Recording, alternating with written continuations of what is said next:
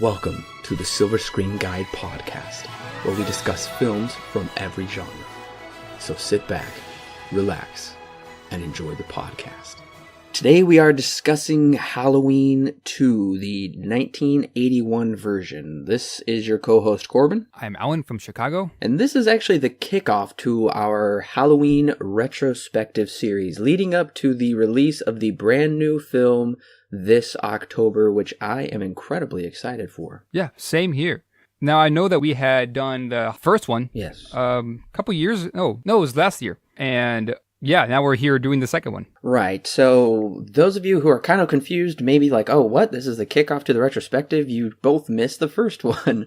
No, we actually didn't. We did that for our very first October Halloween special in 2016. Because 2017 special was Psycho. So I highly recommend before you listen to this review, go ahead and hit pause and go find the under Podbean. We have it all in categories if that's where you're listening. You'll be able to find things a little easier on that. Otherwise, go to our website or whatever podcast thing you're at. Make sure to listen to the first installment of that. We specified back then that was not, like, we weren't doing the retrospective series. That was a part of the Halloween special. But now, since the new movie came out, we're deciding, or it's coming out, I should say, we decided to do a retrospective. And if you listen to our 2018 update podcast and you heard the schedule that's coming out, then you'll know that we're doing things a little different this year. Instead of sticking with like one retrospective at a time and just doing it all in a row, we are going to kind of break it up a little bit just to kind of switch things up, give it a little more variety throughout the month. So next week when you come back to listen to the episode, you will not be listening to Halloween 3. We will be actually starting another retrospective series that will be leading up to another movie. Yeah, I know that once a month, the beginning of the month, we'll release one of these. The next is yours. Right. So we will be giving, just like Alan said, a new Halloween movie at the beginning of every month leading up to October. So join us on this journey through the ups and downs of Halloween. Now, to preface, I have only seen the first one. This is going to be completely new to me, this entire retrospective. It was new to me when we watched the original back when we did the Halloween review. This one, Halloween 2, was new to me when I watched it a couple of days ago. So this entire series, for me, is completely new. I have never watched him ever before. I know Corbin is a big fan of him. I know he's seen him probably multiple times. This is brand new for me. So we have two different perspectives coming into this. One, someone who's kind of grown up with it, and me who I have not seen any of these. Absolutely. So that'll be nice to hear a fresh perspective on the series.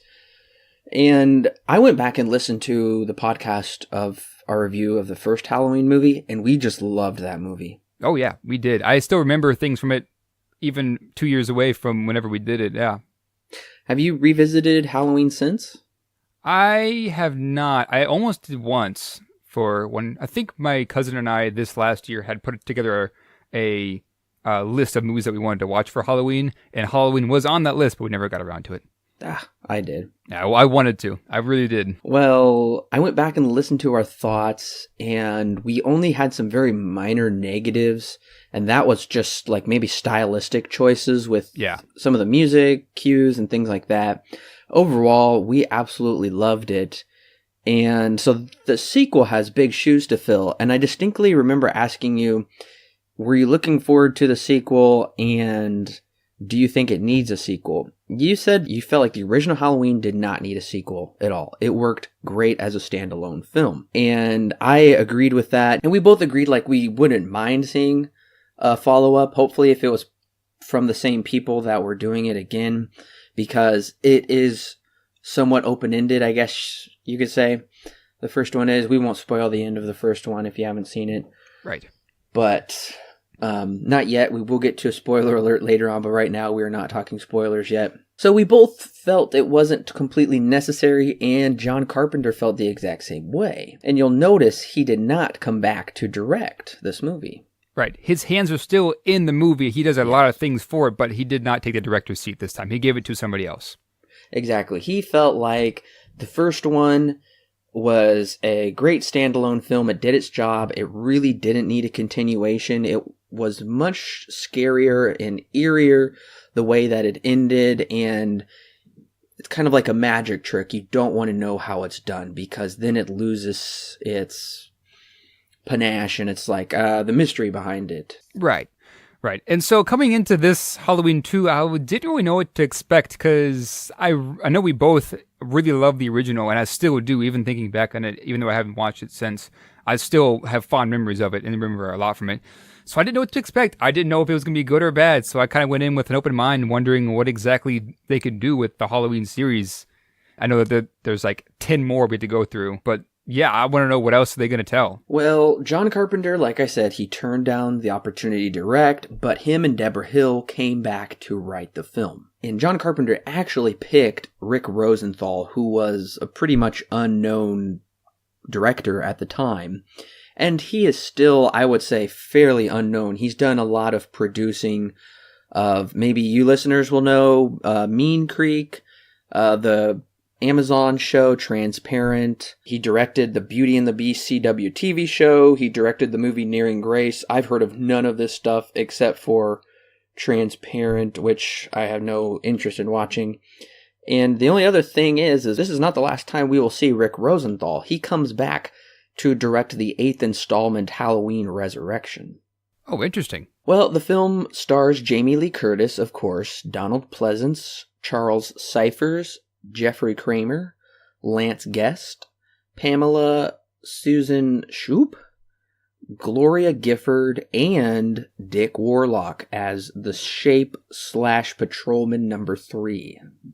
Interesting. So we have someone who did a double role. Yes. You'll notice Dick Warlock did not play the Shape, aka Michael Myers, in the first one. That was Nick Castle. Oh, okay. I was wondering if the Shape had come back as the same person, but I guess not. No. But the thing that I am super pumped and thankful for is, for the first time for this new one, we are getting John Carpenter, Jamie Lee Curtis, and Nick Castle back. That gives me a lot of hope.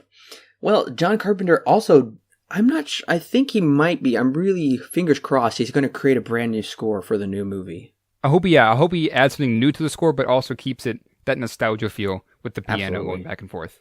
Absolutely. And he also teamed up with Alan Howarth, who I really don't know very much that he's done, except he did do the score for Halloween 4, 5, and 6 as well. Now, this time I thought it was very interesting. This time they decided to go for a organ synthesizer instead of a piano. Yeah. And I mean, we'll talk about that in a little bit, but I thought that was a very interesting choice that they decided to change that up. Well, the cinematographer is kind of famous, I guess. Dean Cundy. Have you heard of him? I don't think I have. Do you know what else he's worked on? He has done, well, according to IMDb, he is quote-unquote known for Apollo 13. Okay. Who Framed Roger Rabbit, Escape from New York, and Hook. So those are all fairly well-known movies. So this was one of Dean Cundy's earlier works, and he would go on to do more of that stuff. So. Oh, that's right. Yeah, I remember reading the wiki article about him and how he kind of still stuck around with Carpenter to do Escape from New York and whatever else. Right. Well, the IMDb rating for this movie is not too optimistic. Yeah. It holds a 6.6. It's a bit low compared to I think it's almost 8 for Halloween. Yes. The original Halloween has a 7.8. So going from a 7.8 to a 6.6 is a pretty steep drop. And, I mean, for a big name like John Carpenter and Halloween that came out a few years ago, to kind of drop that bad. Right. Yes, and I want to give a little bit of variety when it comes to the different ratings. I would like to start using Cinema Score from now on, but that only goes back for, I don't know, like 20 or 30 years. Yeah. So the 80s it wasn't back then. But Rotten Tomatoes has pretty much a score for everything. So out of all the critics on Rotten Tomatoes, only 31% recommend it. That is totally rotten. That is so bad, considering the first one has a critics rating of 93%. Right. So, right. But audiences gave it a 63% for the second one. Well, that's not too bad. It's pretty close to the IMDb score. Yeah, so that's interesting. And I should also note this movie came out almost to the day. It's within the week. It took about 3 years for this movie to get out. This movie was released October 30th, 1981. Interesting. The first one was 78. So almost, yeah. That's almost to the day, yeah. Yeah. Which is cool that they both were released right around Halloween, which is really nice. And kind of unfortunately, the new movie is not going to be that close to Halloween. It's coming out the week-ish before. It comes out October 19th. So a little over a week before Halloween, but still pretty close. I'm not going to complain too much. Now, I know that going into this, you and I actually watched 2 different versions of this one. Yes, we did. We watched 2 different versions. There was, just as with the first movie, there was the theatrical cut, and then when they wanted to show it on TV, by the time they cut out the nudity and blood, it was too short. So John Carpenter, for the first one, went back during shooting this one, I believe. Mm-hmm. Or, yeah, I'm pretty sure, because Jamie Lee Curtis, for the new footage in the TV version of the first one, she had to have a towel over her head because her hair was different. So they shot some new scenes for that, and then for this one, they cut out a bunch of the deaths. I read that up on the wiki, that there's a lot that had been cut out from the TV version. Yeah, so I have just kind of like a bit of a brief description. First of all, the TV version is cropped to 4:3. It's missing gore, it's missing deaths, there's no nudity. There's some new scenes, so Laurie and other characters get new dialogue that's not in the theatrical version. Also, I can't say this part yet because it is a spoiler. I'll get to it in just a minute. There's different footage of different deaths. You know the scene where Jimmy falls at the end? Oh, yeah. Of your version? That was not supposed to be there. Right. That was like in the middle of the movie, and for some reason they put it at the end. And there's also a longer ending with Jimmy and Laurie. So the ending you saw is not the theatrical ending. For those who haven't picked up already, I watched the TV version and Corbin watched the theatrical. So before we get into a little more of the trivia and differences, I want to just take a quick look at the box office real quick. I'm really interested in this because I know that in the years past, if the first one does great, no matter how good or bad the second one is, it'll do even better. This happened with Rambo. This happened with our last retrospective. That just seems to be a running thing. So I'm really curious to see what these numbers are. So the budget it got a way bigger budget, considering the first movie had a budget of a little over $300,000. Mm-hmm. The budget of this is $2.5 million. Whoa. So a pretty substantial budget. And for domestic gross, there's no foreign numbers, but domestic, $25 million. Wow. So it did really well, especially for 1981, and for a budget that small, it did great. Oh yeah, it did fantastic for its budget and making it all back. Yeah. Yeah, it was number 1 opening weekend, and I believe opening weekend was around 7.4 million, which is already at least twice the budget. Almost 3 times. Yeah, close to 3 times the budget. So it did great. Now, as for its ranking in the series, if we do without inflation, okay, which I don't think is really fair considering the new movies, but without inflation, it's number 6. Right. 6 out of 9, I believe. And with inflation, it's number 3. What's the order then, from top to Halloween 2? Okay, so adjusting for inflation, because that's only fair, from number 1 to number 10, the very original Halloween is number 1. And that is with inflation. Number 2 is Halloween H2O. 3 is Halloween 2, the one we're talking about right now. 4 is Rob Zombie's 2007 Halloween. 5 is Halloween Resurrection. 6, Halloween 3, Season of the Witch, which we will not talk about yet, but that's not even canon. 7 is Halloween 2, the 2009 version. Number 8 is Halloween 4, The Return of Michael Myers. Number 9, Halloween, The Curse of Michael Myers. And the lowest grossing of the entire series is Halloween 5, The Revenge of Michael Myers. So this time around, I guess in terms of inflating the gross, it didn't make more than the original. No. But I mean, if we take off the inflation, then yeah, it did. But yeah, if we adjust for gross, then the original made 184 million and this made 84 million. But if we don't adjust for gross, then the first one made 47 million and this one made 25. So I guess still technically it didn't make as much as the first. It didn't do better at the box office, right? So I guess audiences really weren't excited to come back for the second Halloween. Not as much as the first, at least. I think within that 3-year time span, it had not become such a cult hit yet because I don't even know if home video was... I don't think home video was too much of a thing. Yeah. They would probably come a little more later in the 80s. So there really was no way of seeing Halloween again. And 3 years had only passed. And the first one was kind of almost considered more of an independent type film, I guess you could say. So yeah, audiences really, I mean, even though, yeah, it did great at the box office. It was #1 opening weekend. It made back its budget 10 times, you know. It still wasn't super popular with audiences like the first one was.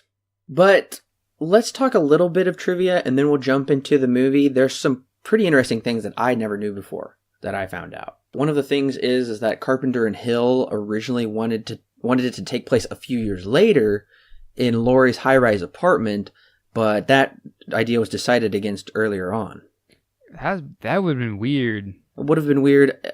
It kind of makes me think of the movie The Towering Inferno, where they're trapped in a high-rise that's on fire. Mm-hmm. I don't know. Maybe it could have worked with some dark, empty hallways just like this one does. Right. I wonder if it would have been The Strangers, where she's kind of just trapped in her apartment or something. That would have been... I don't know how well that would have worked. I don't know. I will say right off the bat, I really like the hospital setting. Yeah, I do too, and I know we'll get into that a bit more. But at first I was like, oh great, a hospital, but we'll get into it. So they were also considering shooting the movie in 3D. That would have been really weird, especially back then. 3D wasn't the greatest. It was also kind of a gimmick. Right, and we hadn't had other horror movies really in 3D yet, so... Yeah. I mean, Halloween kind of like pioneered the way for some of the slasher genre, I guess you could say, or whatever. Yeah. But 3D also kind of would have pioneered it, I think, for some horror movies, because I know Friday the 13th Part 3 was in 3D, and that didn't come out for like another year or so. Right. And also, like I said, when Carpenter refused to direct, he originally wanted Tommy Lee Wallace, who was the art director from the original Halloween, to direct this movie. So that didn't happen. And like I said, he chose Rick Rosenthal. But actually, Tommy Lee Wallace comes to direct Halloween 3, Season of the Witch. Oh, okay. So he does end up getting a chance to direct a Halloween movie then. Yes, that is true. Carpenter apparently saw something that Rosenthal did. He did some terrific short called Toyer, and it was full of suspense and tension and terrific performances, so that's why Carpenter chose Rosenthal. And we've seen this a lot with horror movies. There will be some independent director who does some small little short, and then they give him the budget to make it into a big movie. That's been pretty common recently. Yeah, and we've definitely seen that with Neil Blomkamp. That's how he did District 9, is that I think James Cameron saw him and he's like, hey, I like you, and put him on. Peter Jackson, that's right. Carpenter actually, once he saw Rosenthal's version, he wasn't very happy with it. He felt like it was lacking in some like gore and in the death scenes, and it wasn't really scary at all. So Carpenter actually came in and reshot parts of the movie. That's uncredited. That is totally uncredited and not really talked about very much. So yeah, Carpenter did come back and redo some of it. Interesting. So I guess he had a bigger role than I had previously anticipated. That's weird. Yeah, than most people actually know. This is a funny bit of trivia. Lance Guest, who plays Jimmy, he was relatively unknown when he made this movie, but he did go on to star with Dan O'Hurley, who plays a character in Halloween 3, Season of the Witch, and they both star in The Last Starfighter together, which came out in 1984, just a couple years later. And The Last Starfighter was directed by Nick Castle, who was the Shape in the original Halloween movie. Wow, so the Halloween movies have connections. Yes, so a character from Halloween 1, Halloween 2, and Halloween 3 all were in a movie together just a couple years later. Wow, that's really interesting. I thought that was pretty cool. Something else that I never knew about, and it's very weird, is the Halloween murders, Halloween 2 murders. Did you read about those? No, I did not. So apparently in 1982, there's this guy named Richard Boyer, and like in December of 82, he murdered this elderly couple because he said he watched Halloween 2 on a bunch of drugs, and it gave him these like hallucinations and caused him to like murder this elderly couple or something. There's some court case about it. That's weird. Yeah. Very weird. I guess that's why you don't do drugs, I suppose. That's right. Don't do drugs while watching horror movies. Right. No, don't do drugs ever. Right. Well, from this point on, spoilers. So you have been warned if you haven't seen Halloween 2, and hopefully we've piqued your interest. And I know I've done this before. I've listened to other podcasts where they just like talk about like the trivia and the tidbits of it, but then before they get into the spoilers, I'll shut it off. So make sure to shut it off so you don't get it spoiled, unless you just don't care, I guess. Then go ahead and keep listening. But go ahead, go pop on Halloween 2, come back. We'll be right here. We're not going anywhere, and listen to the rest of it. We're excited to get into it. You've been warned. So Halloween 2 takes place directly, almost like it overlaps actually with the very first movie, and then it shows the continuation of that night. What happens afterwards? Well, we find out that Laurie goes to the hospital. Michael finds out she's in the hospital. Finally, Dr. Loomis finds out that she's in the hospital, and the three of them all converge for a big showdown where it ends with Michael blowing up and he's on fire. Dr. Loomis is supposedly dead. Michael is supposedly dead. Laurie is okay, and she gets a happily ever after with Jimmy. Right. So, kind of strange. I mean, we've seen this before, like Back to the Future did this exact same thing where it began with the ending scene of the first one and then just continued on from there. But that didn't come till 1989 when Back to the Future Part 2 came out. So, I mean, this is a very interesting opening. I actually, at first was like, okay. But then I kind of started to buy into it. I was like, okay, well, maybe this is actually a better thing than having it placed somewhere else. Instead, the horrors of that night just continue to happen. I thought that was very interesting. It is very interesting, and this movie, I'm going to say it right off the bat, instead of really feeling like a sequel, it feels more like a part 2. They're really relying upon the story and character building from the first movie. Right. To keep the kind of momentum going for this movie. So it really feels just tacked on. Like, if you're just going to watch Halloween 2 by itself, without seeing the first one especially, or seeing it in a while, it kind of is lacking with certain developments.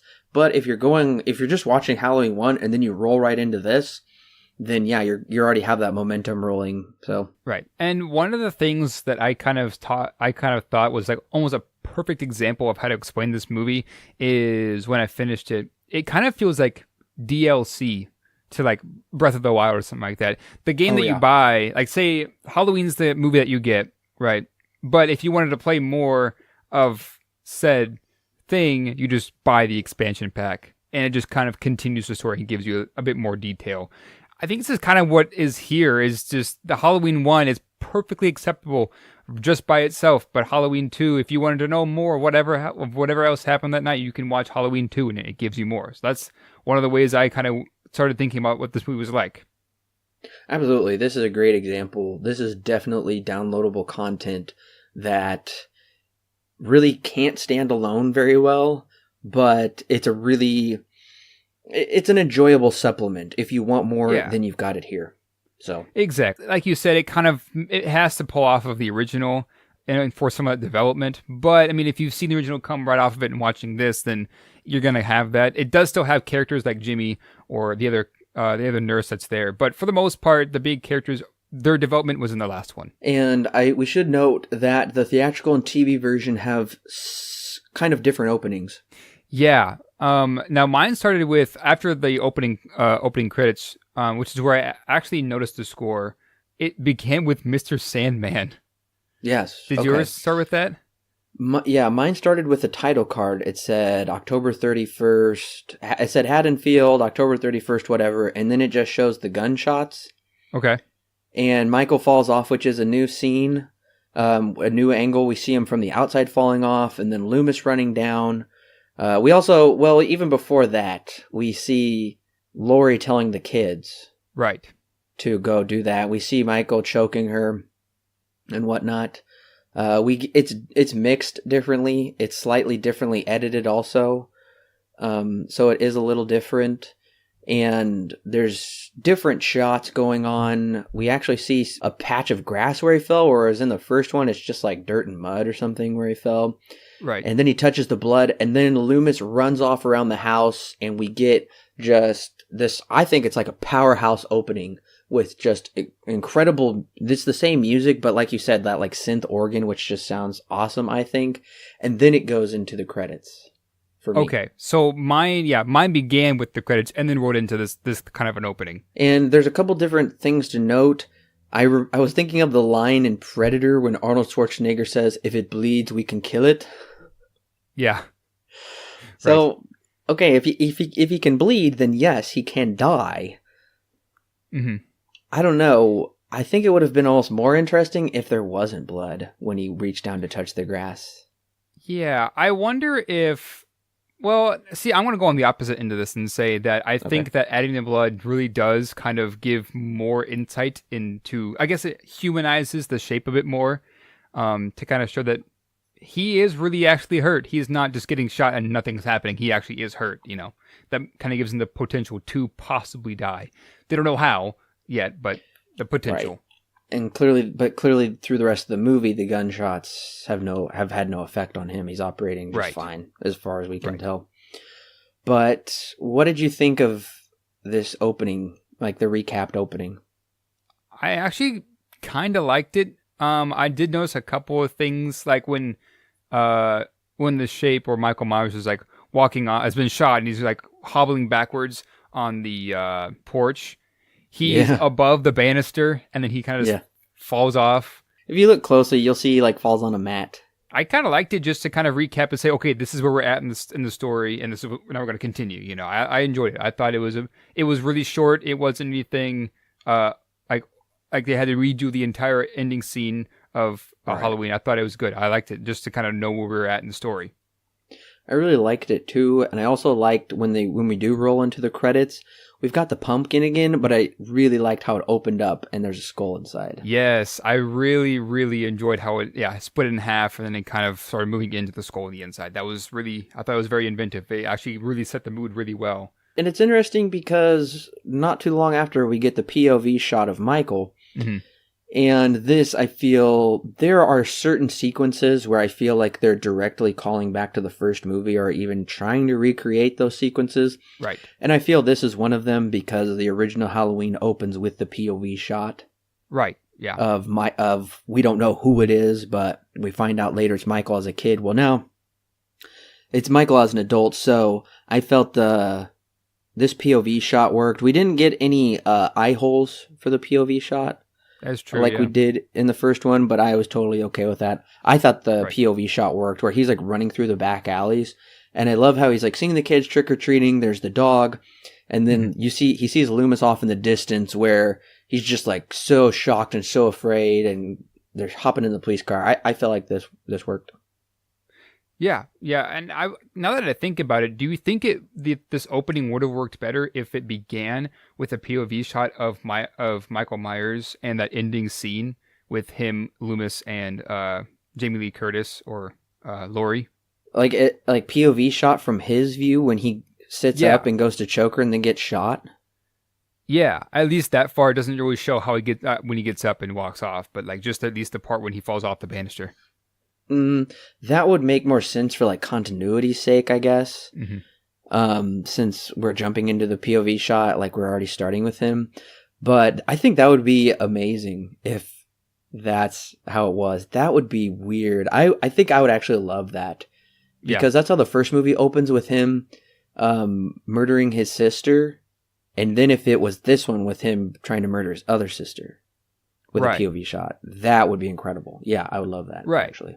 Yeah. Now, I think that would kind of open up a couple of cans of worms, because then it would kind of make the movie come off as if the whole movie is going to be about exploring his character a bit more, which we kind of do, but not really.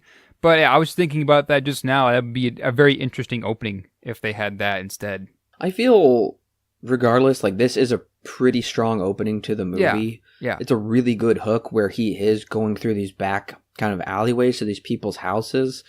And I love how there is just kind of like this old, quiet, small town feel where they're still using radios and they've got old TVs and whatnot. And we see a new teenage girl outside of the group that we saw earlier. I do love the shot where the old man is really close in the frame, the old lady's in the background, and then we see Michael in the very far background. Love that. Now, I think that actually happens a bit later in mine. I think it happens a bit later. I don't have that one just yet in my notes, if I'm not mistaken. And the other thing that you're also missing in the TV version is what happens is when he sees that girl talking on the phone in her house. Well, I believe in your version it just cuts off. In the TV version it cuts off, but in the theatrical version it shows her talking more and more on the phone, and then she jumps and turns around and sees the front door is wide open. Yeah. And she's walking towards the front door, and then all of a sudden Michael jumps up and stabs her. Okay, yeah, I didn't get that part. It happens with the old people on the other side, on the other house, the neighbor's house, and then Michael walks over because Michael scares the old people. Then Michael walks over to the next house, and then that girl comes out and starts like yelling, "Hey, are you guys okay?" And then she walks back inside and she talks on the phone, and then it cuts. So that doesn't go that far. Oh, isn't that interesting? They did cut out a number of deaths right before it happens. Well, the scene that you didn't get, but the scene that I get, kind of opens up already one of my first critiques for the film. And that is, in this scene, we clearly see Michael's eyes through the mask. Right. And actually, in the opening scene, too, he has put the mask back on, too, as well. Yes, we did see his face just briefly in the very first movie. But I really loved in the first movie, you never saw his eyes through the mask. It was always pitch black. Right. And that goes with what Sam Loomis said, where he's like, he's got the devil's eyes, the blackest eyes.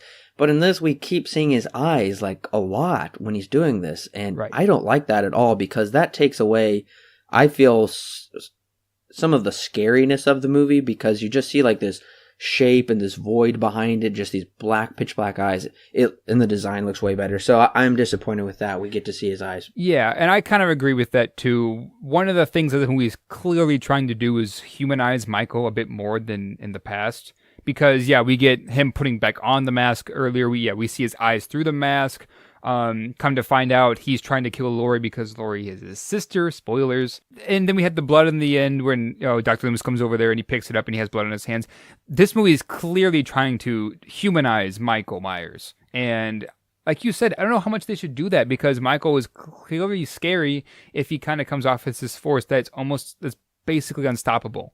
And we don't know exactly what's behind the mask. He's one of the scariest things for us is ambiguity, of course. That's one of the things that's considered scary. So it's this humanizing Michael again, and it kind of makes it feel as if there is a way that he can die. And I don't know how scary that makes the rest of the movie. I definitely say that is a detriment to the film. Right. And I mean, like, I'm not against humanizing a villain, but in a horror film, like Halloween, I don't know how well that's going to work.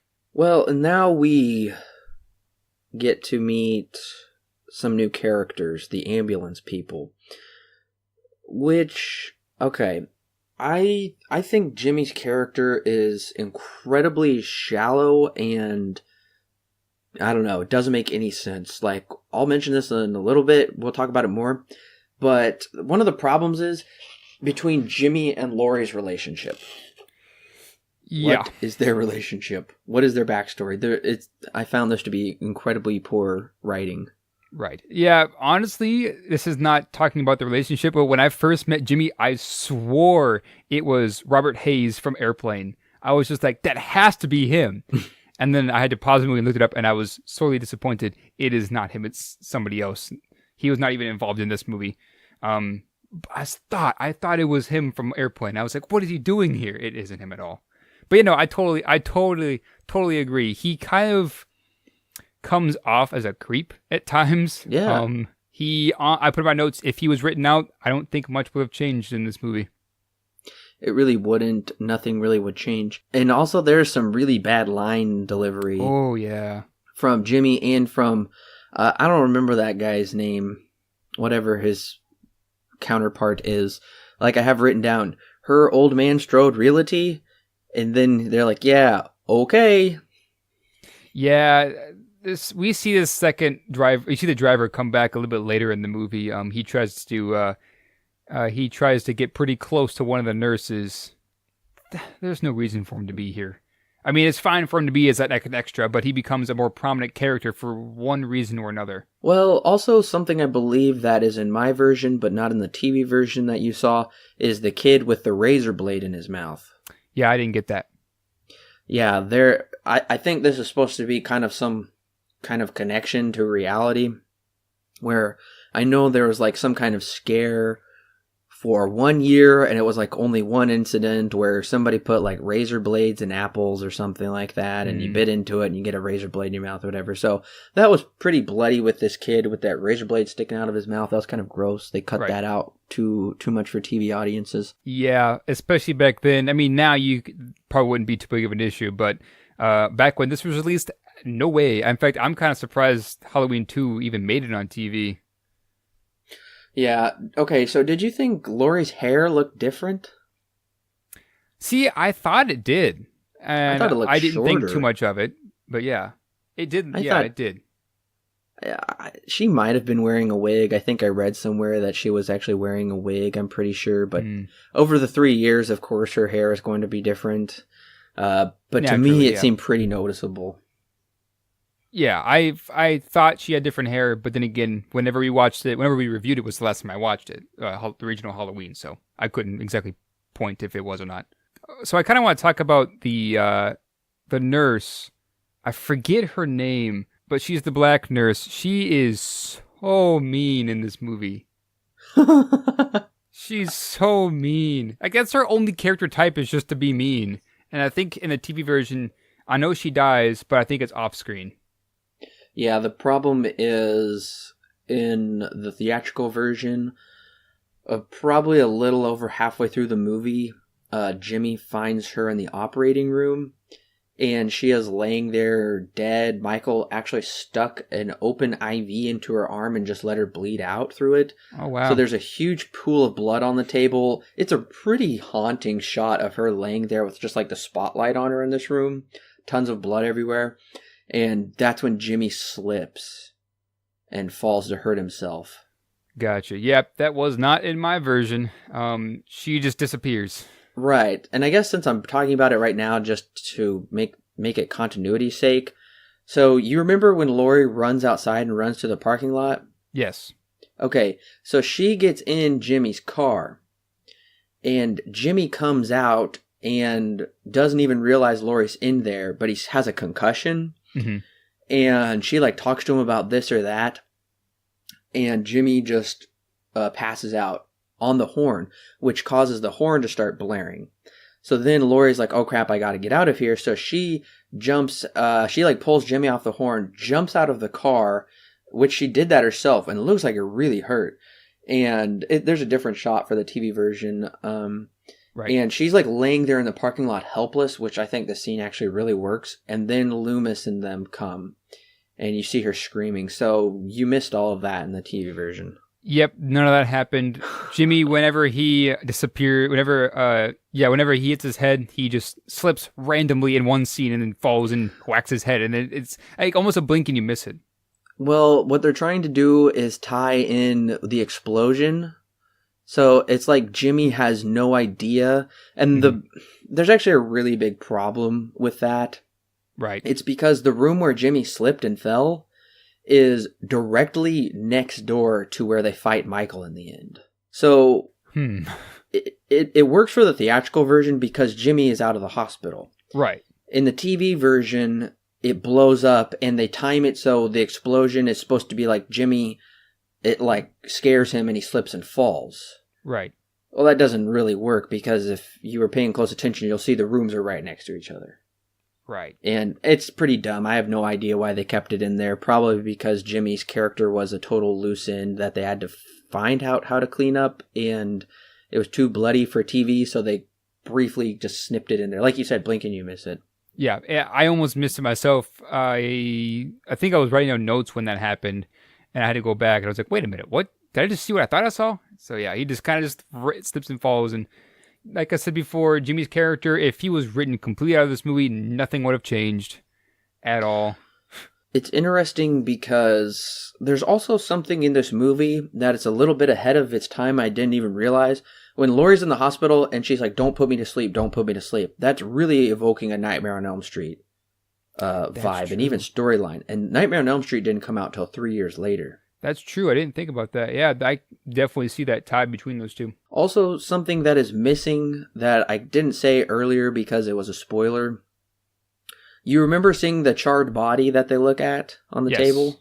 Yes. Okay, so basically what happens is Sheriff Brackett and Loomis are walking down the street and they see a bunch of kids and they see the Michael Myers mask, and the guy is also in the jumpsuit, so I don't know how the guy had the same exact idea to wear that, because Michael stole that overalls from a mechanic.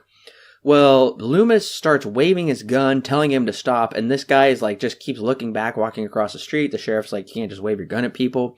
And all of a sudden, a cop car slams into the guy, pins him against this van. They both like collide with the van, like super brutal, and it just blows up. I do kind of want to talk about that scene for a minute, because we find out later, out of sheer coincidence, when everyone riots at the house, we find out that a couple guys, his friend, just disappeared that night. They have no idea where he went to, and they had checked the dental records on the body, and they're like, oh, well, he has no fillings, so probably 17 years old, which is unlikely. You come to find out it was just some random kid that they just hit that was dressing up like Michael Myers. Like, what a coincidence. Okay, in the theatrical version, it is actually a character mentioned in the first movie. Really? Yes, it's a stupid coincidence. Okay, and maybe that did happen, I just didn't remember. I don't think they mention who it is in the TV version. Okay, the two friends that come up mention his name, but they don't go any farther than mentioning his name. So that's probably why I completely skipped over my head. I'm pretty sure they left out who it is, but who it is actually Laurie's crush from the first one, Ben Tramer. Oh, I didn't know that. Yeah.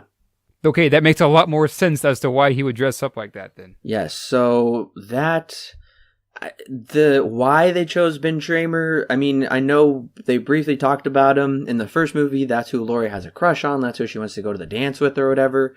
But why do they have to pick him to do it? It seems like a weird coincidental connection. Yeah, I don't know. That scene with the kid made me laugh because I was like, even myself, I was thinking, what if that's just some random kid and they just totally killed him? And then turns out I was right. I was like, oh no. And nothing comes of this. They don't have to pay for anything that they just did. They just killed a 17-year-old. Right. It's pretty, I think like the car hit is pretty brutal. Yeah. And the van, why would it blow up? I don't know. That's what I want to know. That's really over the top. Over the top 80s action. Jeez. Yeah.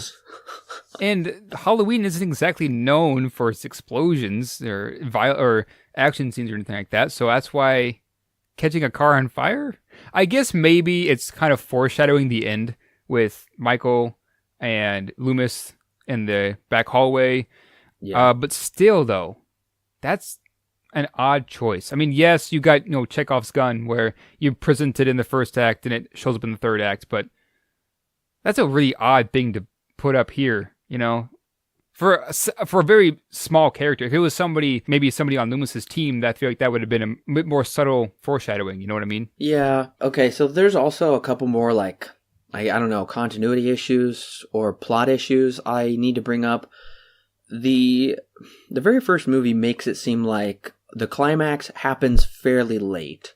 Everybody has winded down. Laurie's walking across the street and it's very quiet and eerie. Right.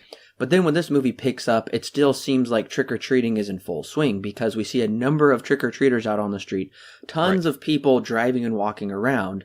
So this lets on that it's actually earlier in the evening than we first thought.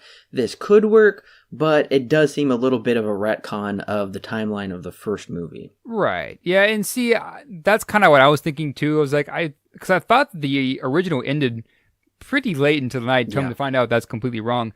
Now, that part didn't bother me. The fact that turns out they kind of retconned it. I feel like that one wouldn't bother me too much. What did bother me is how long this night is. Like, it's ridiculous how long they stretch out this movie. And when it finally reaches the end, it's just like, wait, how long was that night? Because it's only like, what? Okay, it's in October, so they're going to have a bit more sun than when you would in the winter. But, I mean, you're probably getting like, what, 10-ish hours of nighttime? Yeah. That's a lot. That's a lot of movie. I guess we're supposed to expect that this movie, because the end, it is the next day. Right. In the end. But yeah, like we said, the first movie takes up what feels like a full evening because we know remember when it's dark? It's dark in the first movie right when they get to their houses to start babysitting. Right. So maybe, I don't know what time that would be. Mm-hmm. Maybe like 6 o'clock or something around there. And they're actually in Illinois, where you are. That's very true. Haddonfield. I don't know if Haddonfield exists. I'm not actually a resident from Illinois, but I'm not sure if Haddonfield exists. I would totally agree, though, because it does seem like the whole movie takes place over a night, and then we get to the sequel, and we kind of go back and reset, and now we're still going over that. Right. I mean, I understand that we do kind of lose track of time that late, and it probably gets into maybe the early hours of the morning, but yeah, super long night. And it does feel weird. Like, part of me likes it, though, because I like the idea of this, like, almost like endless Halloween night where there's, like, a lot of fun going on, but, like, a lot of horror, and it just is, like, never ending. Right. But it's pretty obvious where it's like, what? This is the longest evening/night ever. Right. And I totally agree with you that I do like the fact that it kind of comes off as if it's never going to end, and that's just the horror of that night is just going to continue. I like that kind of part of it because there is that theme of paranoia that's in this movie very prominently, not only with the doctor, but even in the hospital, which I thought was also kind of interesting is the location they chose, like the main location they chose for this movie is in a hospital primarily. In the last one, it was in, I think, 2 or 3 houses. It wasn't like they spent the most time in one house. It was kind of shared between the 3 houses. So I thought it was kind of interesting that they chose to kind of go a bit smaller, technically, I guess, and go to a hospital. If you've read my Finding Dory review, you know that I didn't primarily like that they went from Finding Nemo, which was the entire ocean that they had to explore, and they just shrunk it down to an aquarium. I didn't think it worked very well there. I think it works pretty all right here. I didn't have any problems with them only staying in the hospital just because it's, like I said, if you have it in the viewpoint of, this is just like, an add-on or some downloadable content to a game and you're just continuing the story, I feel like it worked pretty all right. I think it really works because the hospital feels huge. Yeah. And because there's a number of characters, sometimes they're together, sometimes they're really far apart. And they're in different areas of the hospital. And they're always like running back and forth. And they do have different tasks to do. But I also like how it's just like we have no idea where he is. And he keeps picking off these people one by one in different areas. Now, how does he know that's where they are perfectly? I don't know. It's just kind of a give me for the story. That's kind of one of my bigger issues too, is that although the hospital is bigger and we do have a little bit more room, I guess, to play around and kind of build some more suspense, and we don't know the layout. We don't know the layout of the hospital, which even gives more paranoia, which I think is a good thing for this movie. We start picking off characters that we have no development for. Now, that kind of sounds contradictory because in the first one, this also happened, but at least when main characters died, like Laurie's friend, when she dies, she actually had some development to her. They spent time building her character, and when she died, it was scary and it felt genuine. Whereas this one, I know the nurse and both nurses that I saw and the police officer, they were kind of just throwaway characters. They just because they died didn't mean anything, and it really wasn't all that scary seeing them die.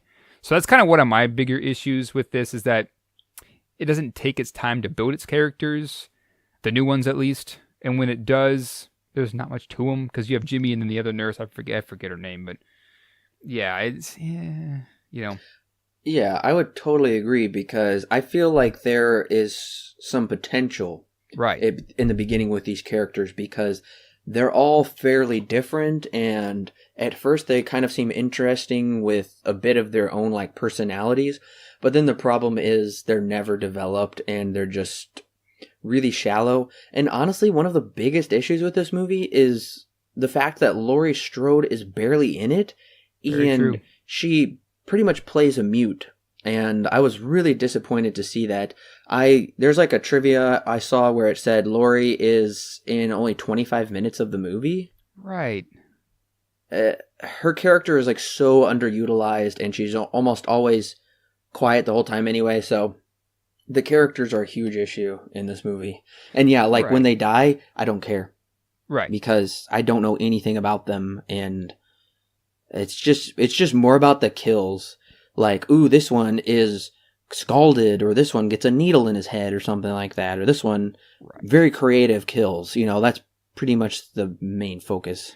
Yeah, and I think that's basically where this movie is headed in the first place. Is the first one was set in the house, and so we can only have however many kills in there. But now we move to a hospital, and we have almost an infinite supply of creative kills. And I do think that this does do a pretty good job at utilizing some of the things around them. I think it could have done it much better. But for what they use, the scalding bath water, I think that one was pretty creative because that feels like something that a hospital would have. A couple other things that are in this movie, like the syringe, that one. Yep. That you saw, that one sounds pretty creative. Yeah, this one, although it could have been more creative for what they do, it's serviceable, I think, is a good way of describing it. Well, and I understand that you got a edited version for the violence, but honestly, from what I saw, I don't know. I guess standards have changed because they were like, whoa, this is so graphic and brutal. It's just so intense and, almost can't even look. These deaths are so horrendous. And I mean, granted, this is an 81, so I guess that's why. But to now, I was like, did I miss something? Am I watching a different cut? Because, yeah, these deaths, some of it's like, ooh, that's gross, he shoved a needle in her head or whatever, but it really wasn't that disturbing to me, or it was over pretty quick. I don't know. I didn't think they were that big of a deal. Yeah, no, for me, I think it may have been even worse because I had the TV edit, so whatever was kind of sugar-coated for you was totally sugar-coated for me because it can only show so much on TV, both violence and sexual content. So, I mean, I never got to see a knife penetrate anything. The worst I got, I think, was when Michael stabbed one of the nurses and raised her up with the knife, but you never saw the knife stab her. You just saw her. She was facing the camera. And she goes, and then she's raised up by Michael in the back. I think that was the worst I saw. So I mean, it really toned down. It kind of took away from the horror, and when it was all said and done. I guess the only positive is if people are just got a hankering to see these movies, they've got versions that will not offend them or make them squeamish or whatever. Right, yeah. If you're looking for... honestly, I kind of consider this TV edit to be the PG-13 version of Halloween 2. Oh, absolutely. There's nothing in this to kind of give it the R rating. Some of the line... Actually, there were parts in the movie where you could definitely tell that some of the dialogue was recorded over. Some parts were insanely prominent where you could totally tell because the mixing of the lines leading up to the line that was digitally added in there, totally different mix. And at times it was really distracting to see those two different mixes come together. So I'm sure it was. And the theatrical version is definitely an R-rated movie, not just because of the violence, but there's like a significant amount of nudity, possibly a little bit more than the first one, and that's when she's in the jacuzzi thing with the guy, and so we do get the nudity there, and he like dunks her head in the water. Like in your version it's once, but in the other one it's like 6 times or something. Okay. Actually, this scene, I actually did kind of enjoy this scene. The characters not so much, but the execution of the kill I thought was very creative. Yeah, there's no nudity here for me at all. They cropped but the scene when the other ambulance driver guy, when he goes back to turn down the water because Michael turns it up, you just kind of see him behind the frosted glass, and she's just kind of chilling there in the tub, and Michael just kind of comes up behind him and then like grabs him and like chokes him and pulls him to the other room, and it's completely silent. I don't know if that's what you had, but I thought it was actually quite effective just because of the silence of it all. Yeah, that is what I had, and I really liked that. Yeah. Probably one of the better kills was that silent one off screen, more of that shape aspect to it. Right. Something else I wanted to talk about was, before we get too far into that, into the hospital, we're getting a little far into it, and I just want to say a couple more things, and we can jump back to it. When we learn about Annie, when Sheriff Brackett learns about his daughter's death, I thought the police actor who gave that line was so melodramatic. When he comes up to Sheriff Brackett and he's like, "One of them was Annie," and he's like shaking him, and he's like, "I know, we gotta go." That entire police officer's character was just overly dramatic. I thought that scene where he like was yelling at him actually made me laugh. Yeah. And I've got another issue when the police say that they're like, they just slam into the guy and then they put out a statement like, he's dead. And then all the characters are like, "Oh, he's dead. Woohoo. Yay." But we clearly know that there's no suspense for us because we continuously see Michael walking around. Right. And okay, I also want to say, I think it would be more powerful if Brackett would have like barely pulled back the sheet and broke down instead of like us showing Annie's face for that whole time. And clearly she's just like holding her breath with her eyes open and her dumb expression on her face. I was like, that kind of took out some of the emotionality. Right, yeah, and then Doc kind of puts his hand over it and closes her eyes, yeah. This camera, I feel like it keeps switching back. It's like juggling a lot of characters. Yeah, it's juggling a lot of characters and a lot of side plots too. A lot of side plots. And one of them that I don't know if it totally worked. I guess it was okay. And apparently this was actually supposedly one of the scenes that Carpenter came back to shoot, is when, it begins with a boombox kid walking by. If I'm not mistaken, that was the guy who plays Michael Myers in this movie. That's like his younger brother or something. That's odd. Well, look in the IMDb credits. So we get the boombox kid, which I think is really weird. It's like what by now? At least 10 o'clock at night. Not only 10 o'clock, but usually these guys listen to like music. No, he's listening to the news. He's listening to the news, and he's dressed like a cowboy, and he's got a massive stereo tape cassette boombox, just walking around town. This made me laugh. I was just like, what? What is this? It's weird. It doesn't make any sense. Yeah. And so then the two nurse ladies or whatever, they drive off in the Mustang, and then the Michael Myers runs into the boombox kid, but the boombox kid was just heading that way, and now he's heading back the opposite direction. I'm like, well, that's kind of dumb. And that is how Michael learns where Laurie Strode is. He hears it on the news from the boombox, and then we see him walk by like this giant sign like Haddonfield Memorial Hospital. I'm like, I don't know. Also this scene with Michael just walking through the city is kind of silly because in the original, we really only saw Michael when he was in the neighborhood, which really kind of puts you on edge because it's in the neighborhood, where you live, not in the city. Like, I guess in the business district of whatever town this is. that kind of pulls away from the scariness of Michael Myers. And like I said, there's a lot of scenes that are kind of copying off the first movie. Mm-hmm. Well, when Michael is watching the kids be mean to Tommy with his pumpkin, one of the bullies runs that way and runs right into Michael, and we get that loud music, and he like grabs him by the arms and lets him go. It's kind of like when he runs into the boombox kid. The only thing that I will say that I do like is I feel like this movie gives a good scope of Haddonfield. Yeah. It's kind of like we are kind of a member of the town kind of passing through it, and we see there's, kind of some nightlife going on this Halloween while there is this malevolent presence walking through. That's probably my positive, is just kind of the wider scope it gives of the city. But otherwise, it's kind of a really weird scene with this boombox kid and how the information is delivered to Michael. I agree. Yeah, I think that they do a pretty good job at opening up Haddonfield a bit more to kind of develop the town more than the first one. And the first one, we more or less were just in the neighborhood the whole time. Right. This one, we kind of get more into the city, like more into where where all the shops are at and stuff like that. I mean, just a little bit, but I think that scene with Michael walking to the city, although kind of silly, I think it works pretty well with kind of, like you said, developing the town. And now we have a bit more of a scope as to what exactly is Haddonfield. And it kind of feels like a town in the middle of Illinois, to be honest. Yeah, I would totally agree with that. Right.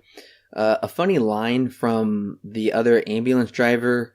They're sitting there watching the news, and the lady, I don't know if you got it in yours, but the lady says, everything you say is heck, I'm substituting here. Yeah. Everything you say is heck or crap or dang. And he says, I guess I just F up all the time. So that was pretty funny, I thought. Yeah. Pretty funny line. Yeah, I believe that scene was in the movie, but censored quite a bit, where they chopped out a bunch. There was like blank portions of dialogue, so yeah. Okay, I think you got some extra scenes with that nurse, because in my version, she's really not that mean, and I actually kind of like her. Yeah. So she was really mean in my version, like annoyingly mean. Okay, I didn't get that, so that's interesting. Yeah. She, honestly, at first she was kind of nice, but kind of mean, and then as the movie went on, so Jimmy just kept coming in to see Jamie Lee Curtis, right? Just every 5 minutes. If we're counting on this to be played out in real time, he'd be in there every 5 minutes. So then nurse lady would come in and say, out, just right. Like that. And so this happened more than once in the movie. So she just came off as being ridiculously mean, just for no reason at all, really. Just because I guess that's just how she is. I don't know. Yeah, that did get kind of annoying when she constantly kept telling Jimmy to get out of the room. Yeah. But the only thing I liked about her was she seemed like the only competent person in this hospital, whereas everybody was pretty much slacking off. They didn't know what to do. They needed some kind of direction or purpose, and they're pretty much these kind of aimless characters, except she felt like she had a purpose. Except one of my biggest issues is, honestly, a lot of these deaths do happen off screen. You just see the aftermath. A couple of them you do see on screen, and those aren't satisfying. Right. Hers is off screen, and I would have liked to have seen that on screen. I know that probably sounds bad, but her character just drops off. And okay, I do kind of like the idea of this really lonely hospital where there's only 8 people working. Right. It keeps getting lonelier and lonelier, and there's only a couple people, and people keep disappearing. But I don't know, choosing to have so many deaths off screen and just drop these characters, I think, is kind of poor. Right. Yeah, I totally agree. Also, this hospital is insanely empty. We don't see any other patients here aside from those who are working. Those are the only people that are there, and Lori. Those are the only people that I guess exist in this hospital. We see Michael is standing in the baby's room or whatever, where they keep the newborns. And that lady's supposed to check on them, but she never does and totally neglects them. Right. But yeah, you're right. That she is the only person, which is implausible, but I kind of liked. Yeah, no, I totally agree. I think that the setting of being in this empty hospital is very creepy. I thought it was very fun that they did that. But it's, like you said, it's implausible that this would happen. Although I do think that the scene with Michael and the baby in the baby's room, and it's a POV shot, and you hear him breathing, that was pretty freaky, and I will admit that kind of gave me some chills. So I was just that's not okay, movie. I totally agree. I think there's a huge missed opportunity here, though. Yeah. Because when we do find out that, okay, this is horribly explained, and it's actually slightly explained differently in both versions about Michael and Laurie's history. Yeah. So in my version, the lady says, Laurie was adopted 2 years before he was committed and 2 years after his parents died, and she was adopted by the Strodes. Right. Whereas in the TV version, they just say she was adopted like 2 years later by the Strodes, and that's it. Instead of this really convoluted thing that is like almost nonsense and somewhat retcons the first movie, because in the first movie, we only knew he had one sister. Right. But with this, it's supposed to say that he had two sisters, and Laurie was a baby at the time. So I'm assuming in the first one, Laurie was a baby sleeping in her room, I guess, while all of this went down. That's my only guess that would make sense. So here's the missed opportunity. What they should have done was put a scene of Michael looking down at the babies in the hospital, and then done a flashback of him looking at like his baby sister in her room when he was a kid, like on that Halloween night or something. That would have been an interesting addition. Right, yeah, and I think that definitely would have worked in with the humanizing Michael Myers as well, with that kind of a thing that's going on here. I think that having him in the baby room, and then him seeing a baby kind of reminds him of his past with his sister. And then later on when that information is revealed that Laurie is actually his sister, I think that the audience could have connected the dots, and it would have made a lot more sense. I think that would have definitely worked really, really well if they put that in there. So, what do you think about the pacing of this movie? I'll say this. I was never bored with this one. I think it's fine. And I think this also kind of goes down to script writing.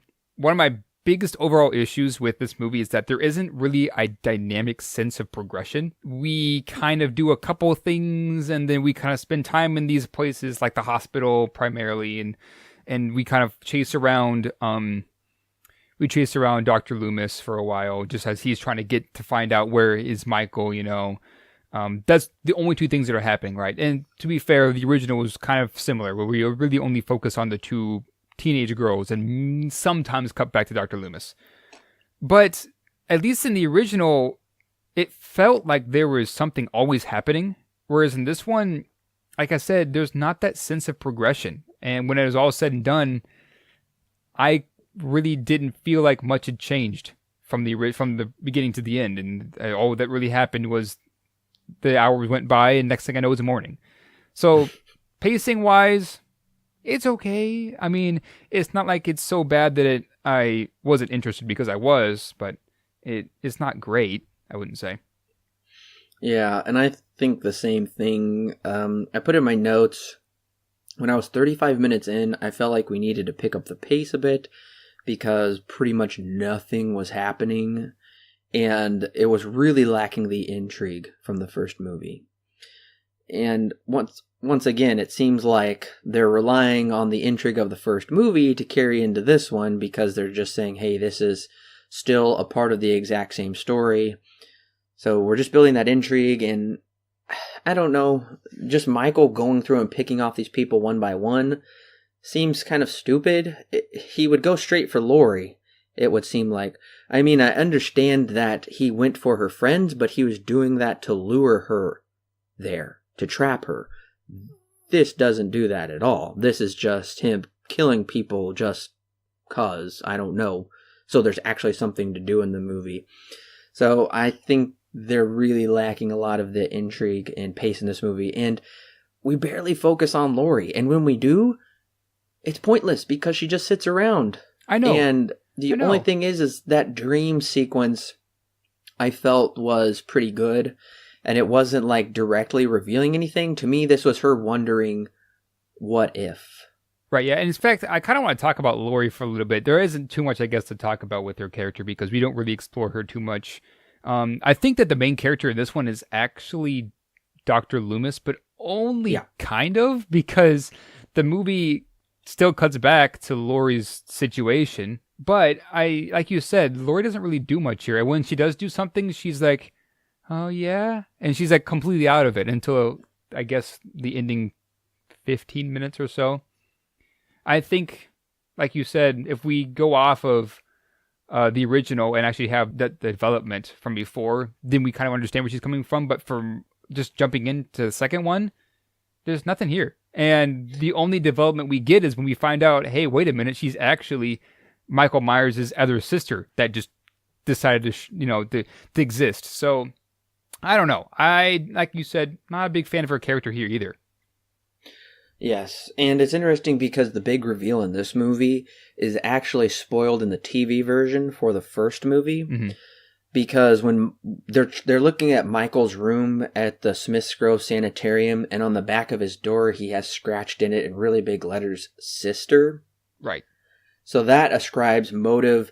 I think that ruins the first movie because it gives a motive for what he's doing in the first movie, whereas without it, you have no idea you don't know the motive, which totally works. Right. And like you said, just knowing that he's killing her friends just to lure her there, just because he wants to get her first, that is even scarier because that's the only intent is just to hurt her. And there's nothing else past that. And I do think that is pretty freaky. And the lengths that he goes through just to get her there is also pretty chilling. This one doesn't do that. This one kind of just, for whatever reason, someone decided it was a good idea to try and humanize Michael. I don't think that was the best choice. Sure, I agree. Something else that I felt was pretty boring was when the security guard was looking around and then he gets killed. Yeah, and he's kept radioing back to that nurse. I don't know how he had two radios. It was like, the lock's been broken. Yeah, it was really boring and it took way too long. It was supposed to be building suspense. It wasn't. It was more so funny, if anything. Honestly, I had never seen this guy until he gives the nurse his radio. He's like, okay, just take it. And she goes, I don't know how to work it. And he goes, I gotta go. And he just walks out the door. I was like, wait, who is this? Why are we focusing on him now? I know. So something else really stupid I felt was when we have this mob of people protesting and throwing rocks at Michael's house. Yes.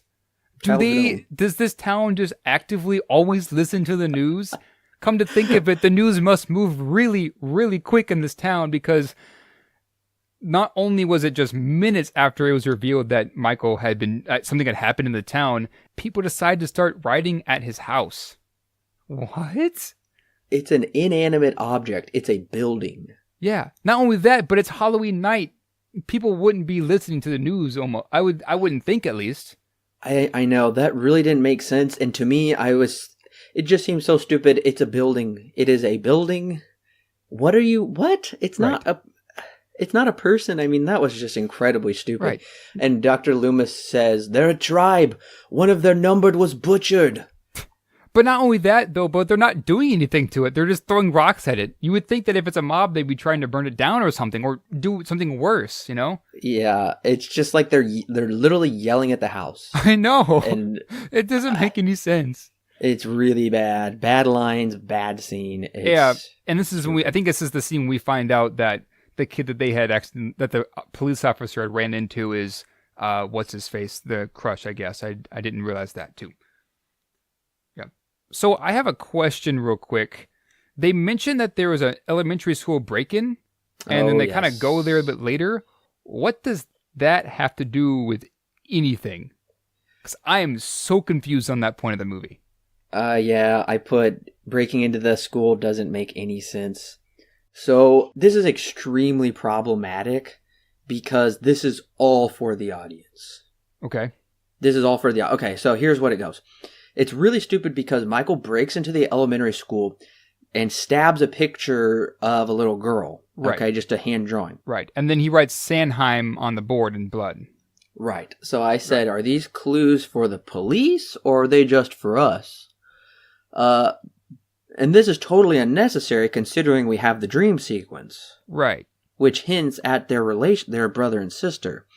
So, okay, it's just such a problem because this is totally for the audience because this is to solidify the fact that Michael is coming after his sister and it's totally unnecessary, totally pointless, and it's just totally pandering to the audience.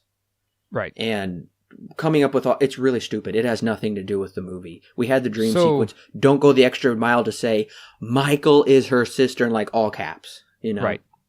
So what you're telling me is there wasn't an extra scene that was for one reason or another just cut out of the TV version that was important for this scene. They're basically the same thing. No, they're the same thing.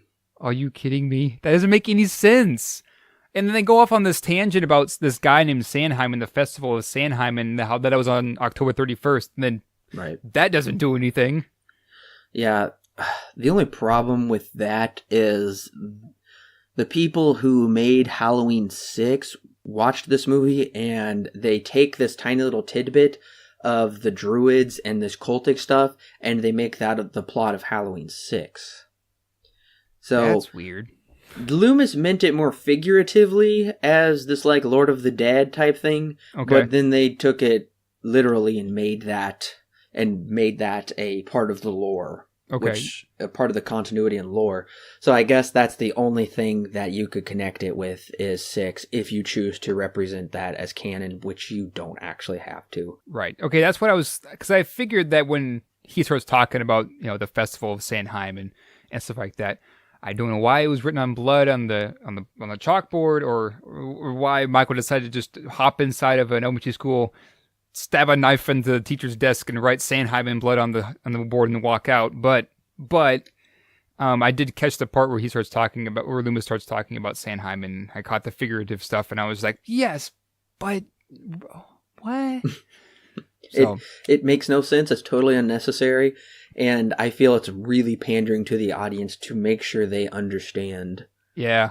Just over explaining it to them. And also it's just really dumb because it's like perfect. Michael is giving them all the clues that they need. Right. Right there. Exactly. This is one of the worst parts of the screenplay. It's I don't know. I was hoping that, you would be able to explain that to me, but come to find out, I guess we have the exact same questions. So. Oh, yeah. No, it's just to pander to the audience and give horrible, unnecessary exposition. Got it. All right. Well, that's kind of silly. Yeah. It's really frustrating, actually. So let me get this straight then. After this, a gal comes in and talks to Loomis and is like, hey, you have to leave now because governor doesn't like you anymore. Yeah. And he's like, yo, what? And so basically he's about to be kicked out of the city. But then, can you try and explain this to me? Because in what world did the governor just wake up one night on October is like, hey, you know what? This guy's causing some issues in the past 4 hours. Just kick him out. It really doesn't make any sense. It is totally out of the blue. This lady comes and they're like, you have to come with us. We have like orders from the governor and we've got like a police officer here who's going to force you to like escort you out of here. Right. Because you're just, causing too much of a ruckus or something? I guess. Trying to look for Michael Myers instead of adding more police onto the force to try and look for Michael Myers and take him down, they decided to kick out the guy who supposedly had caused a bunch of ruckus. What? It feels like we're really missing a scene here. And the only way to connect the dots that I think, and this isn't really substantiated by the movie at all, but in the beginning, when we see Brackett seeing his dead daughter there, and he's got to go tell his wife, he kind of like grabs Loomis and he's like, this is your fault, you brought him here. And we kind of got a little bit of that guilt trip in the first movie. It would have worked if it would have showed a grieving Sheriff Brackett and his wife get on the phone to the mayor or governor or whatever and said, you've got a doctor down here, my daughter's dead. He's down here waving a gun around, trying to shoot him, whatnot, playing vigilante. It's a bloodbath down here. Dr. Loomis was part of the problem. Then that would have made so much more sense when this lady would have came in and said this. That's my own imagination. But I think if we would have had that connecting scene, it would have made the movie more intriguing instead of just dropping Sheriff Brackett off like that and then totally bringing in this new lady. Right. I don't know. I think my scene works and that should have been put in, but you're right. It's like, what? Who are you? How did they know this? This has all been within, I don't know, a couple hours. It doesn't make any sense.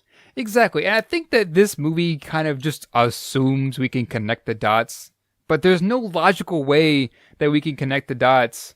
Like you just said, I feel like there are scenes that are just completely missing for some reason, just to kind of tie in those loose ends, like why the governor decided to just out of nowhere on this night, when he's only been there for a few hours, to give an order to kick him out, or why Michael decided to go to the elementary school, or just small things like that. Or just, could have just been a really short scene just to kind of say, this is why this exists. But they don't do that for one reason or another. And I was hoping that your version, because I knew that mine had some scenes cut out, but I was hoping that your version would explain that. But I guess it don't. So, what? What kind of a screenplay is this? Yeah, sadly, it doesn't explain that. And if I'm not mistaken, so this lady that comes, she either reappears in H2O, or it's the nurse from the first Halloween in the car ride that comes back in H2O, or maybe they're the same person from both movies, and I just don't remember. I really want to find that out here. Right. Eventually, and I probably won't be able to find that out right now for this podcast, but when we come back next time, or when we see the lady in the 10th one, I will have decided which one it is. So right after the scene when the lady's like, hey, you gotta leave, Mr. Loomis, and so they get in the car, he then pulls a gun on the police officer and is like, take me to the hospital. And he goes, you're doing the wrong thing, mister. Takes him to the hospital anyways, even though he's a cop. But beside the fact, it's okay because the cop dies later. Well, that's interesting because that's a different sequence of events from the theatrical version. Really? Yes, that's very different, actually. Okay, we see the scene at the school, they drive away. Right. And then we go back to the hospital, and we see Michael has murdered the old crazy doctor guy with a syringe through his eye, and then he stabs a lady, which is a really nice scene where it's like another like slow fade where you just see him like in the background. It shows a close-up of him stabbing her in the head with a syringe. Yeah, I don't have any of this, so. We finally see Michael get to Laurie's room, and he stabs the pillows. The editing is nice with that, but she's gone. And then we see Laurie like crawling through the hallways and hiding in rooms. And we get lots of shots of the hallways with just creepy music. And we get some really creepy like pan pipes as Laurie just like huddles there in a fetal position. Right. And we also see the black nurse has died. Jimmy finds her and falls and slips. We get some more great score that I put in all caps, I love right here. And we also, I don't like when Michael jumps out. I hate that. I hate the music cues for any of the jumps. I don't know how you felt about that, but whenever there's a jump scare, there's some really ugly sounding stuff. Right. I think I remember only seeing one jump scare. I don't know. Okay, and then Michael does find Laurie, and he chases her all throughout the hospital and through the basement and everything, and then she gets in the car. And this scene is actually very similar to when Michael chases her out of the house in the end of the movie. It's actually, some of the shots are set up the exact same way, this blocking and stuff like that. And then we jump back to them in the car talking about this, and then he makes them turn the car around. Yeah, so that kind of happens with my version. I believe he points the gun at the cop first and then says, go to the hospital, because I think he hears it over the radio, or I can't remember exactly how we got to that point. I know it's explained, but I just can't remember right now. But I do remember that Michael does not stab the bed when he goes into Laurie's room. He rips the sheet off first and sees that it's a bunch of pillows, and then he turns around and walks out. Then we get that short chase scene of them running through the hospital, and then she goes into the boiler room and then somehow was able to crawl through the window in between some pipes and gets out. No, she gets in the car and hides, and then Dr. Loomis and crew shows up, and then they walk inside the hospital and lock the doors behind him, and so she can't get in. And then Michael just shows up and starts walking towards her. And then she, of course, bangs on the door enough and they let her in and stuff. But yeah, that's how my series of events went down. That's some different editing. I think I read somewhere they did change some things around for like continuity issues. I don't know. They kind of made a little bit of it into a mess with certain things. Yeah, for real. For real. We also do find out what happens to the boy with the razor in his mouth, but you don't get that in your version. Yeah, I never had the boy with the razor, so I never really got that. Okay, and like I said, we jump back to them in the car talking about the druids and whatever and whatnot. And when he like tells them to flip the car around, I thought that was like so campy. How the car just like flips around like so crazy and then drives back. It looks really silly. Well, but then after that, it cuts back and shows Jimmy get in the car with Lori, and he falls on the car horn, which is just like what happened with Linda, or Annie. I'm sorry, what happened with Annie in the first movie. Right. And then we get Lori jumping out of the car onto the ground, and Lori, she like runs back to the door or something and tries to get in, but it's like locked or something. And that's just like when Lori was trying to get back into the Doyle house. Right. Yeah, with my version, she crawls out of the car. So they pull up, Loomis and crew, and then go inside. They lock the doors behind them. But as they're getting inside, I say pull up, she's like crawling out of the car that she was hiding in, and she's like trying to yell for him or whatever. And then once they get inside, then she screams, and then that's when Michael shows up. That's the same thing, but I thought that was stupid how they couldn't hear her screaming. Yeah. Even though they were just right inside. Yeah, or she didn't scream until they got inside. All right. Yeah. Yeah. Well, and Michael busts through the door, which seems kind of unbelievable. And it was really dumb when Loomis tells him to get on the radio and do something, and the sheriff is like, wait, I'm the only one authorized to use the radio. That was so dumb. I know. Though, honestly, this cop is not a very good actor. No. He's... Well, and it's really dumb when they do get in this, like, final showdown room. Mm-hmm. Loomis gets stabbed, and he just flies back into all of that stuff. Yeah. And I'm thinking, really? It incapacitated you that much that you just had to go flying back and, like, pass out for a while? Right. Exactly. Although, right after this, they do something kind of interesting. I believe he shoots Michael in the eye, if I'm not mistaken. No, Lori does. Yeah. And then he's just kind of blindly just like throwing his knife all over the place, trying to hit somebody. I think this scene kind of went on just a bit too long. At first, it's like, oh man, it's kind of freaky, and it's like throwing his knife, But then they have to release the gas and everything, and he just keeps walking back and forth from Loomis to Lori and back and forth, just trying to find one of them. I think it went on just a bit too long. It kind of dropped the suspense after that. Yeah, it definitely went on too long. I really loved it when there's just this like kind of upward shot of Michael approaching Lori, and she's cowering, and she calls out his name, and then he like stops and does that where he turns his head, but then it's like he goes back and resets and keep walking towards her. That was really well done. Yes, I did like that too. Oh, and I love when she does shoot him, and we do see like the blood like streaming down out of the mask. That's kind of like an iconic thing now. That is really well done. Yeah, I really enjoyed that too, because, once again, we see that Michael isn't exactly 100% immune. So yeah, and I really love when Lori gets out of there and Loomis is like looking at him and he's about to light the match and he's like, it's time, Michael, and then blows up. Right. And I don't know how I feel about Michael like walking out of there on fire and then he falls. That's a little bit like unbelievable. I don't know. It's a huge explosion. Yeah, it's a really freaky image. Maybe if they want to kind of keep a cliffhanger, because I know we kind of see his figure walking towards us at one point, and it cuts to Lori, and it cuts back, and we see him actually coming out of the fire, and him falling down.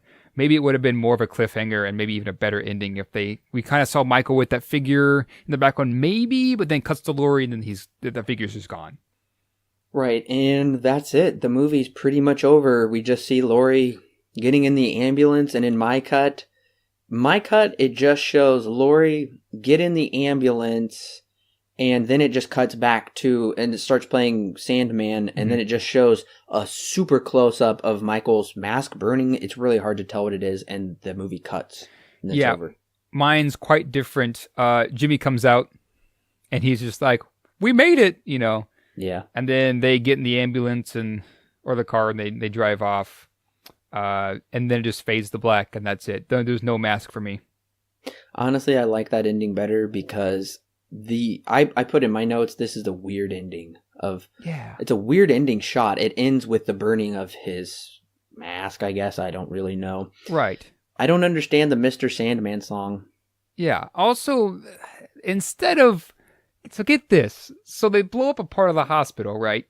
And Yeah. instead of evacuating the rest of the hospital, there's just this little, like, one ambulance and a couple of policemen there to transfer her out. I guess the hospital really is just completely empty, except for the baby room. That's kind of important.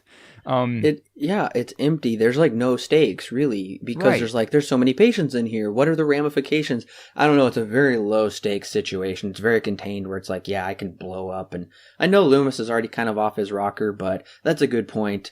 And that's something that I was kind of bugged with, is we see him blow up in the fire and he's on fire. And then there's just like 10, 15 people standing around just out there. And it's like, Yeah. it's done. We're done. Yay. The hospital's fine. Hospital's totally fine. No other patients. It's fine. Whereas I loved in in the Dark Knight when the Joker's going to blow up the hospital. Yeah. That was great. Whereas this is just like no big deal. Right. Exactly. They kind of just, I guess they just kind of wrote it around the setting just because, oh, this would be creepy to have this movie set in an empty hospital. But they didn't really take in that maybe we should throw in some realistic elements, like maybe we should evacuate the hospital or show some other patients. It kind of pulls it out of a reality as if this was almost set up, really. Yeah, it's not very well done with that. Yeah. And this was supposed to be, like I said, Carpenter wanted it to be done after one, but they said, no, it did pretty well. We want to come back to it for another one. But then Carpenter said, okay. For an interview, he said, the shape is dead. Pleasance's character is unfortunately dead as well. Right. This was supposed to be the end. But Carpenter did come back for Halloween 3 Season of the Witch, but it has absolutely nothing to do with the Michael Myers Laurie Strode storyline. That's weird. And this confused and actually angered a lot of audiences because, yes, they're expecting, what do you expect? Halloween 3. Right. But Carpenter said, we want to do like anthology films, like one every year. It'll just be, Halloween 3, Halloween 4, and it'll be a brand new story each time. It'll still retain the Halloween title, but it'll have nothing to do with those. Those were their own stories. We're just going to keep doing like Halloween movies with different plots and premises. Audiences hated that and were ticked off, and Halloween 3 is the black sheep of the group, but I've got some things to say about that. So then not long after, they came back with Halloween 4, and that's why it's called Halloween 4, The Return of Michael Myers. Gotcha. Okay. Well, I'm not going to lie, I actually do kind of like this ending with Loomis and Michael Myers, and it kind of ends with the only way that Loomis could actually contain Michael Myers is to kill him and to burn him alive, and he dies with him. And that, I think that is a pretty fitting end for his character. Of course, Michael ends up, I guess, surviving because there's 7 other movies we have to go through. But yeah, I mean, I do kind of like that Loomis's arc ends here, where he has to kill Michael. That's the only way that he can survive, and that's the only way he can stop Michael. Yeah, and I'm going to leave you in suspense whether Loomis comes back or not for the 4th one. Honestly, I guess it doesn't surprise me if he would or not, just knowing just a little bit of what's happened in the future. Yeah, I totally agree. This, I think, is a good end. I think the end of the first one is better. I'm totally satisfied with that. But yeah, he has to trap him, and they both have to he has to take him down, and it just shows you like how far he's willing to do this.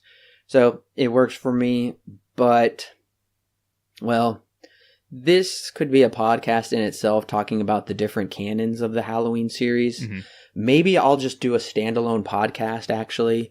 It'll be just a couple minutes long, just so you don't get confused, viewers, because from here on out, we are going to start branching into different canons of the series. So I'll do a standalone podcast that you should listen to that will explain the different canons and continuity and whatnot. Okay.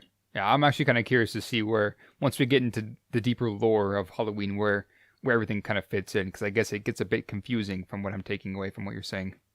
It does. It does get a bit confusing. Maybe I'll make an infographic. I don't know. It might be cool. But anyway, Alan, what is your rating and recommendation for Halloween 2? Well, my rating might come as a little bit of a shock to you.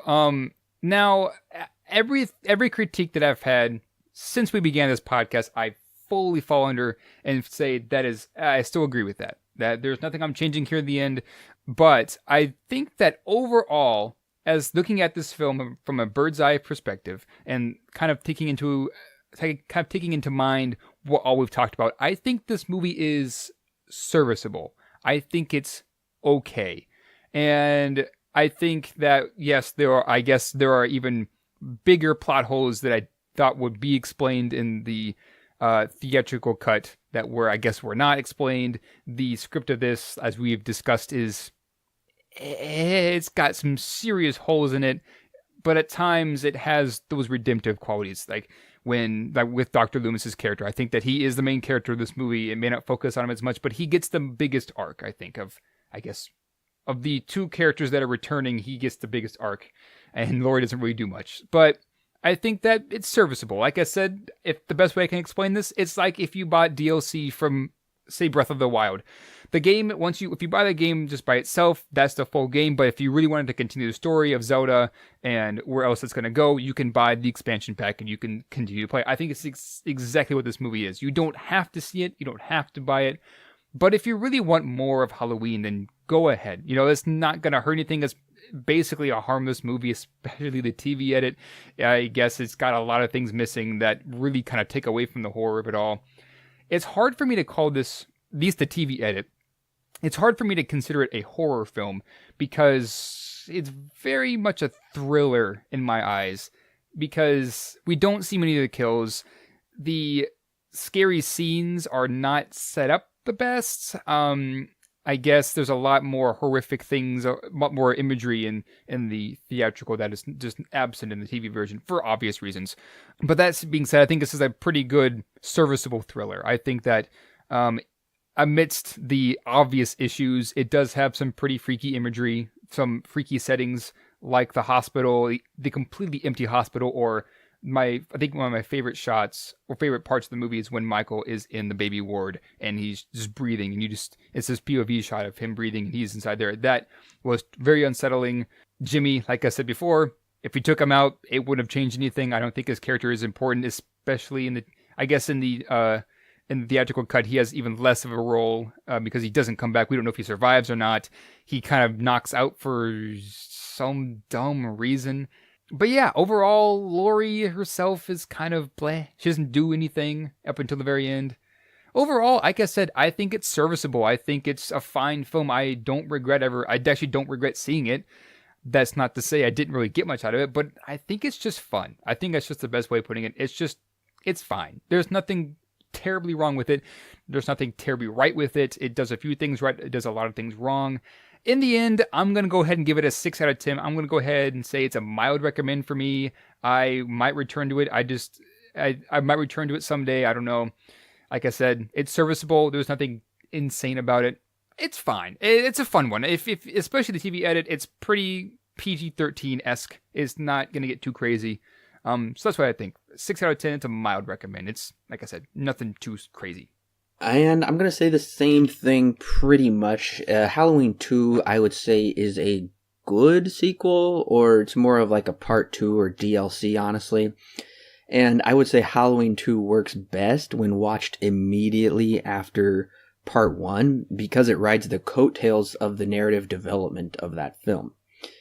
So is this movie necessary? No. I was satisfied with the mystery ending of the first one, just like Carpenter was. That being said, it is a nice capstone to the duology. It furthers the background and ties Michael and Laurie together in a satisfying way. I wish we would have got a heck of a lot more of Laurie, who was basically a non-factor in this movie and barely spoke 2 lines. I also wish Michael would have been handled slightly better and the kills handled a lot better. The other characters are throwaway, which we care nothing about, and there is some bad acting and line delivery in this movie.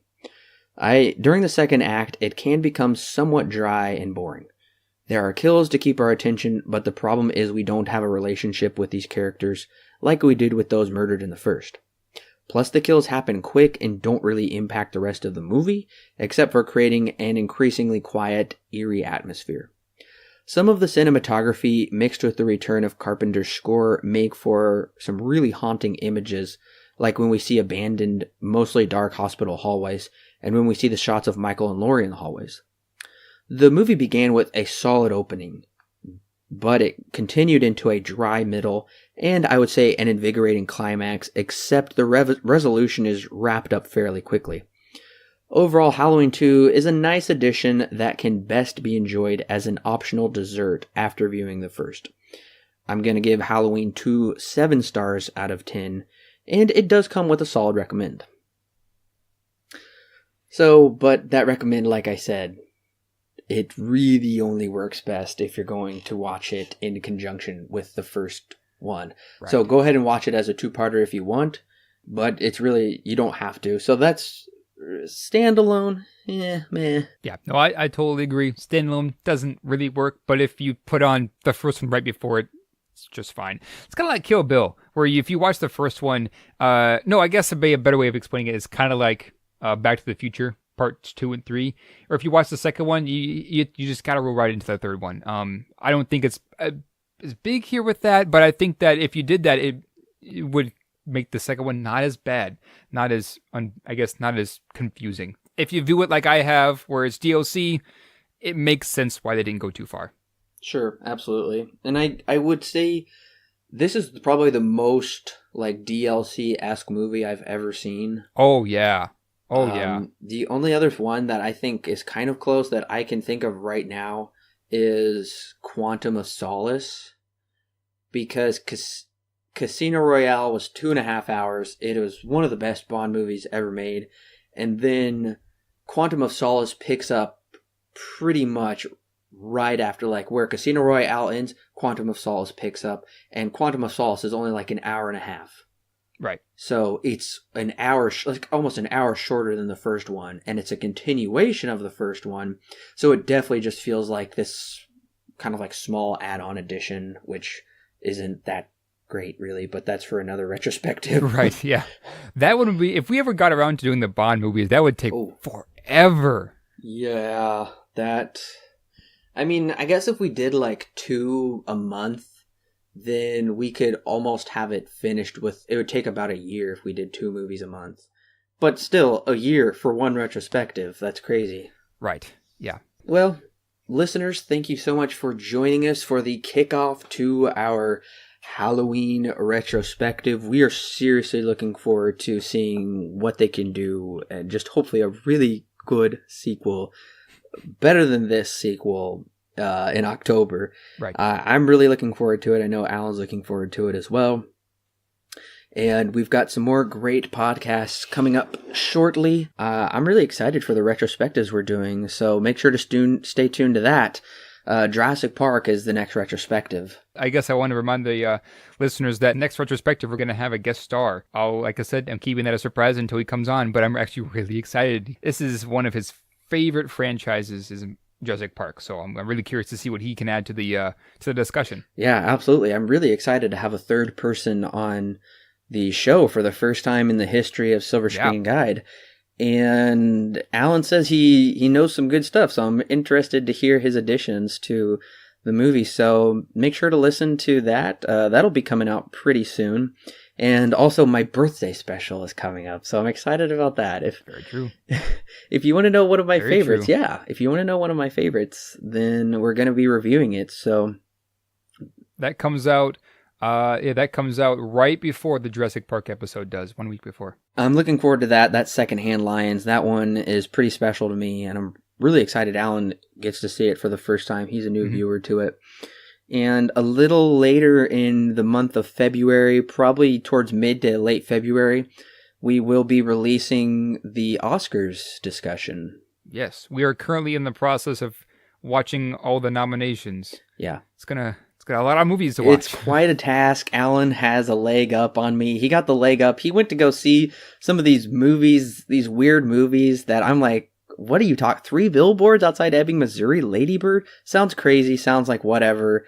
I don't know. He said they were amazing, and I'm like, I don't know what you're talking about. Well, little do I know they got a bunch of nominations, so I'm really excited to go see them. I'm excited to discuss them with you, especially 3 billboards. I think you'll really like Lady Bird. Okay.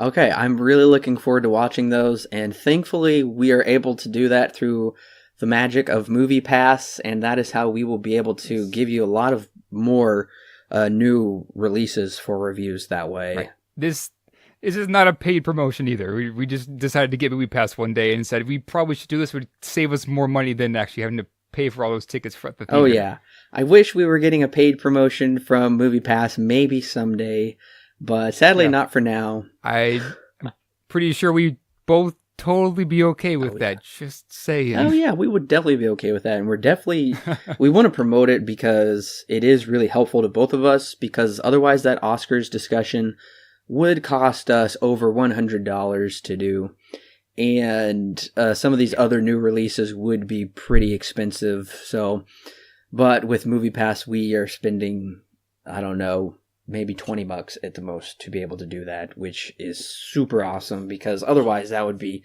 insane to be spending over $100 just for that. It wouldn't be happening. No, it wouldn't be happening. But I'm really excited for the discussion and to talk about all of those movies. We're going to provide you with our rankings and our recommendations, what we thought of them. We're going to be going through pretty much everything that's been nominated except for we're not going to do the documentaries. We're not going to do foreign films. If I can get to foreign films, I might mention them, but I can't guarantee anything. Yeah, he might mention some of those, but otherwise we're really going to be going through everything and giving you those. And then, of course, once we know the winners, we will be doing a post-Oscar discussion. Really, really looking forward to both of those. I'm really excited about those, and you're really not going to want to miss those. Those are going to be really fun discussions, and we want you to chime in with those discussions too. Make sure to leave us comments about those so we can engage with you about your thoughts as well.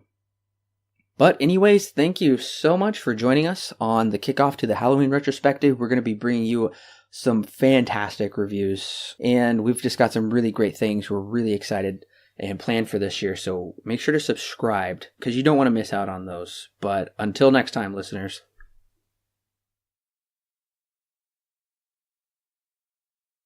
That was, by the way, that was a picture of your dad. Yeah, I knew. I figured. Oh, yeah? Yeah. He was on our team for trivia. Oh, yeah. And trivia was fun, but it was a little long.